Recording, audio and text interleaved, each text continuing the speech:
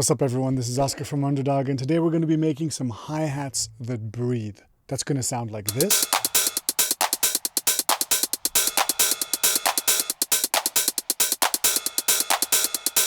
And it's going to sound like this.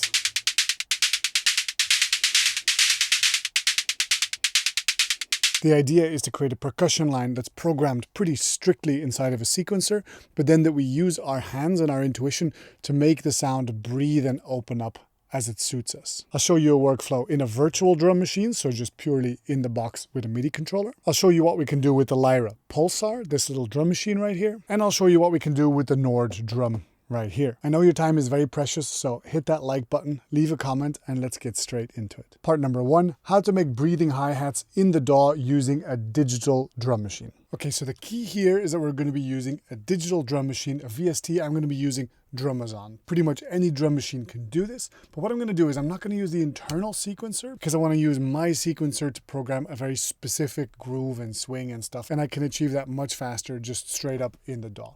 So I'm going to make myself a little half a bar loop, and we're looking specifically for the closed hi-hat and the open hi-hat. Cool. So I'm going to want to put an open hi-hat on every upbeat and a closed hi-hat on every 16th note in between.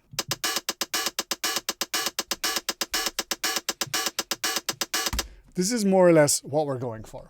So let's put it up to a speed that's closer to what I probably want to have as an output. So let's say 136. That's awesome. Maybe a little groove. Now the goal is that we're going to be looking over here at these two decay buttons, and we're going to be trying to open these decay buttons so that we can get to like a more splashy version. And so it could be as simple as just mapping those two buttons to two sliders on my MIDI controller. That could be good enough. However, we have a little challenge here. Whenever a closed hi-hat plays, it cuts off the open hi-hat, so you never really get that long splashy feeling. So instead we're going to stack that open hi-hat with a ride. That one. And so now we can control the decay of all three of these at the same time, and that's going to give us some options to make it breathe. Configure. Decay, decay, decay. Done. MIDI map. 1, 2, 3. Done.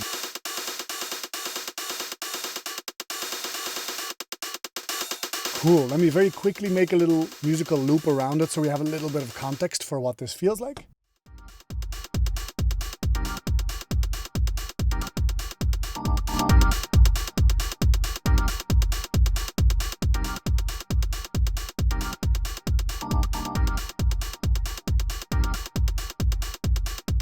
All right, here we go.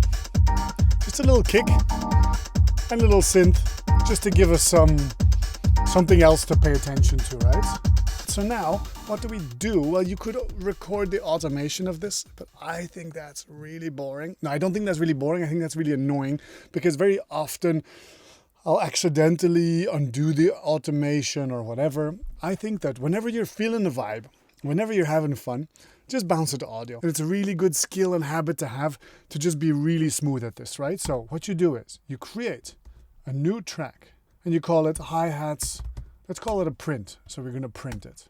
Let me bring my arrangement to the timeline. And let's do it for 16 bars, right? Hoppa, 16 bars. Make a loop, hit record, set the inputs to the right one.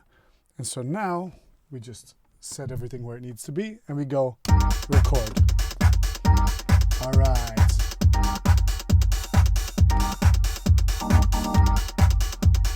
There you go. And then in terms of workflow, what I recommend doing is making sure this is set to the right length. So exactly 16 bars. Doing controller command J, which is consolidate. Show in browser, it's right there. And then you drag it into a folder where you're going to remember where it is. For example, Underdog breathing hi-hats. There we go. So now when I click it, it's there. And it's for all my future projects. I can just use this. It's a little sample pack that I'm building for myself. I can now delete this and start again. Just tweak the parameters and start again. I'll sound design 2 more of these and put them in a little sample pack that you can download.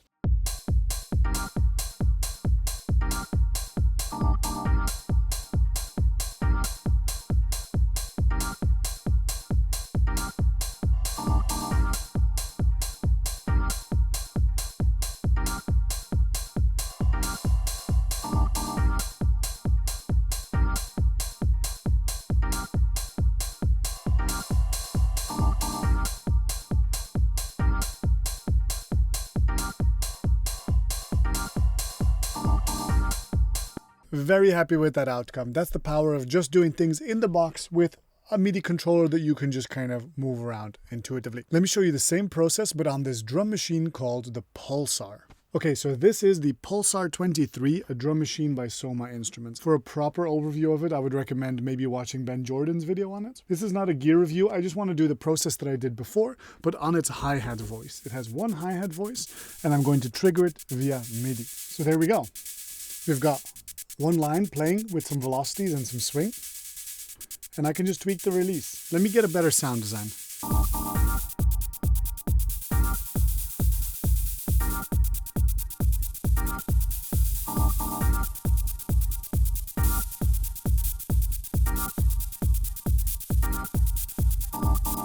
So, as you can see, I can add in longer notes by simply triggering it from here.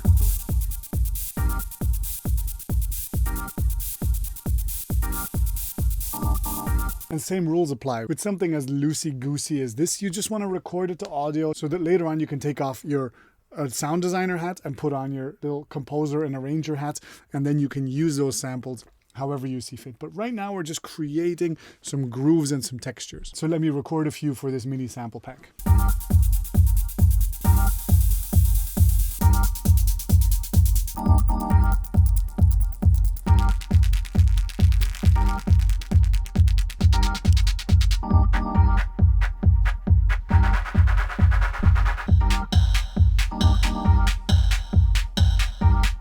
And that's the Pulsar.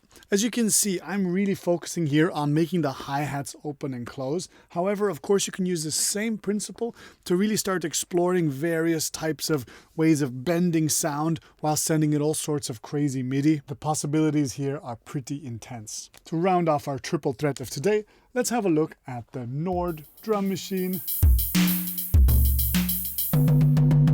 So this is the Nord Drum 3. It is a drum synthesizer. It's not a sample player, it creates the sounds internally, and so it's very cool if you want to take a hi-hat like this and then use MIDI to shape it from the inside. So for example, I've mapped a few parameters here.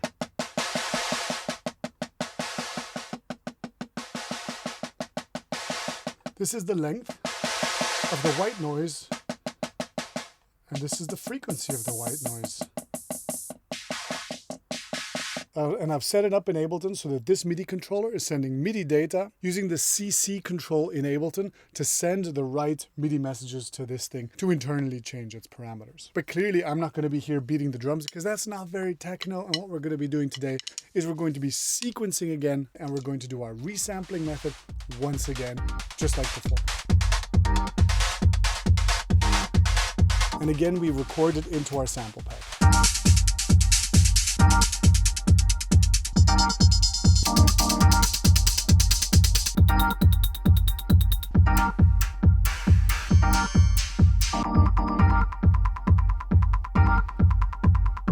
If you did enjoy learning from me, go follow one of my courses on courses@underdog.brussels. Like the video, subscribe, and until next time, stay producing, big it to each other, and take care. Bye-bye.